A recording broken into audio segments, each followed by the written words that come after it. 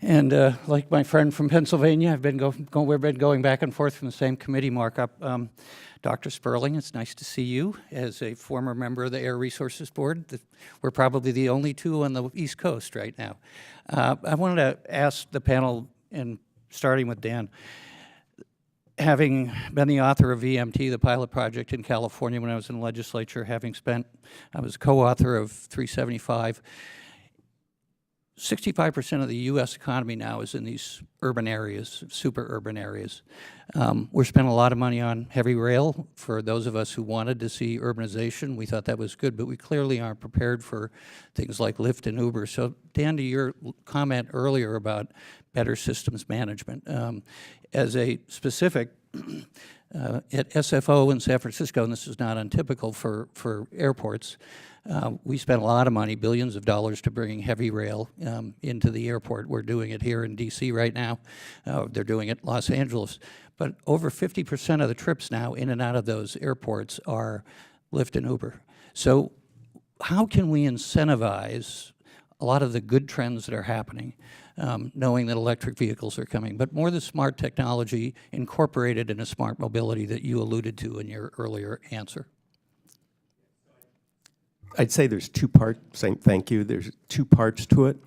One is, how do we use these new innovations in a way that's in the public interest and in the interest of airports, specifically? And that is that instead of, okay, so there's a simple thing, but airports now, they put a per passenger fee on everyone that comes in. That's crazy. They should be, if a vehicle comes in with 2, 3, 20 people, they should have a zero fee on it and have a large fee if it's a single passenger.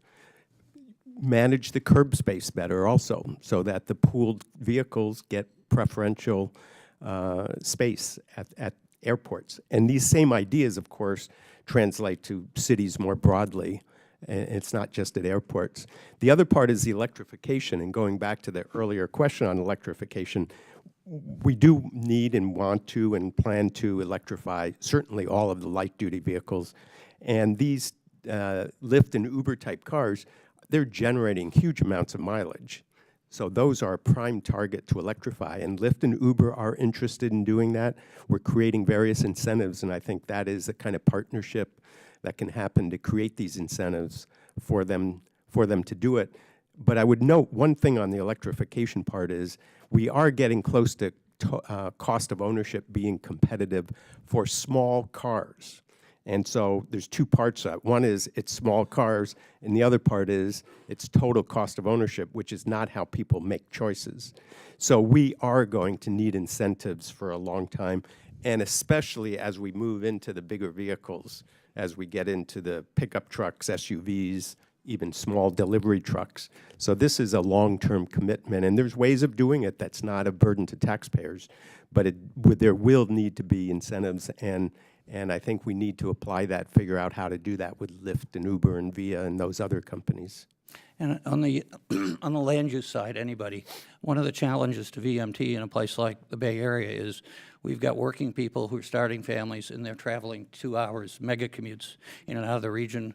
So have the same problem in the Inland Empire in LA.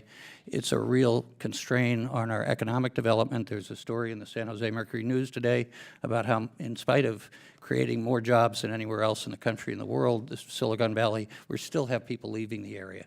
A lot of those people, I assume, are going to the 10 counties that surround the 9 Bay Area counties. So this conundrum of VMT and being fair to everybody, but overall systems management, many times in interregional areas as defined by the federal government. So maybe any kind of insights about how we could put some kind of incentives in that. I know that the federal government, most state government, doesn't like to get involved in local land use decisions, but our absence is making decisions for people.